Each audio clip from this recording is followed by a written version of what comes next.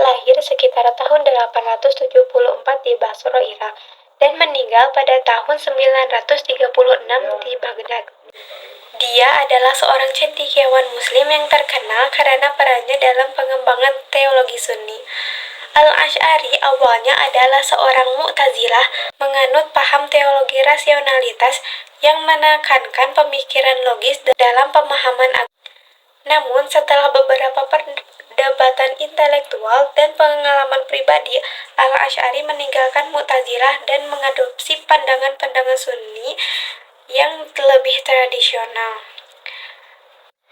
Dia memainkan peran penting dalam menegakkan keyakinan bahwa Al-Quran adalah kalam Allah yang tidak diciptakan, tetapi bersifat abadi dan tidak tergantung pada waktu dan tempat.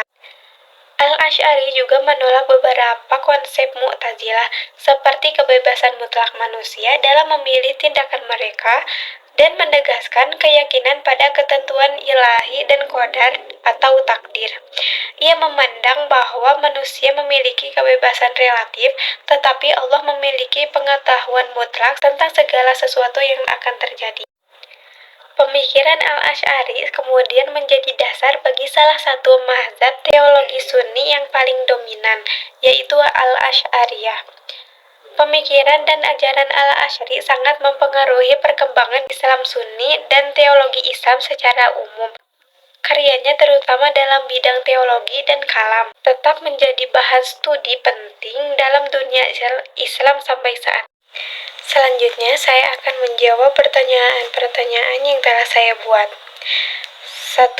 Siapakah Abu Hasan Al-Asy'ari dan apa kontribusi terhadap teknologi Islam? Jawabannya, Abu Hasan Al-Asy'ari adalah seorang cendekiawan Islam abad ke-10 yang dikenal karena reformasi teologi. Dia adalah seorang pendiri mazhab Al-Asy'ariyah yang memberikan kontribusi penting dalam membangun fondasi teologis dalam Islam Sunni, terutama dalam memperkuat keyakinan akan keesaan Allah dan mengatasi perdebatan antara keyakinan teologis dan keyakinan filsafat. 2. Bagaimana pendapat Al-Asy'ari terhadap konsep ketauhidan dalam Islam? Jawabannya, Al-Asy'ari, seorang cendekiawan Islam dari abad ke-9, menekankan keesaan dan ketuhanan mutlak Allah. Dia menolak pandangan Mu'tazilah tentang akal sebagai sumber pengetahuan tertinggi, mengutamakan wahyu sebagai sumber pengetahuan utama tentang Tuhan. Al-Asy'ari meyakini bahwa akal manusia terbatas dan tidak dapat sepenuhnya memahami hakikat Allah, sehingga pengetahuan tentangnya harus diperoleh melalui wahyu yang diungkapkan dalam Al-Quran dan Sunnah. 3. Apa perbedaan antara pandangan Al-Asy'ari dengan aliran teologi lainnya seperti Mu'tazilah? Jawabannya, pandangan Al-Asy'ari dan Mu'tazilah memiliki perbedaan mendasar dalam beberapa konsep teologi. Salah satunya adalah dalam memahami tentang sifat-sifat Allah. Al-Asy'ari cenderung menerima sifat-sifat Allah secara harfiah tanpa tahrif atau distorsi, sementara Mu'tazilah cenderung memahami sifat-sifat Allah secara metaforis dan menolak tafsir harfiah. Ini merupakan salah satu perbedaan utama di antara pandangan keduanya. 4.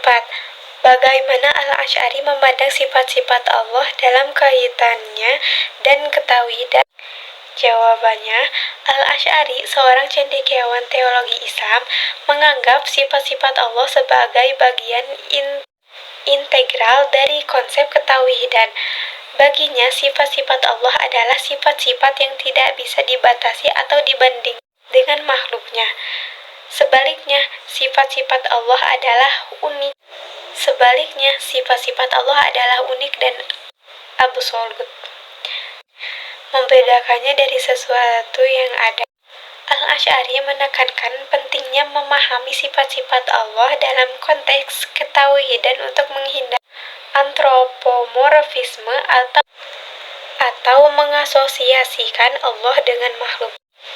Pertanyaan terakhir, Dima, bagaimana pemikiran Al-Asy'ari tentang hubungan antara kehendak manusia dan kehendak Allah dalam konteks ketauhidan?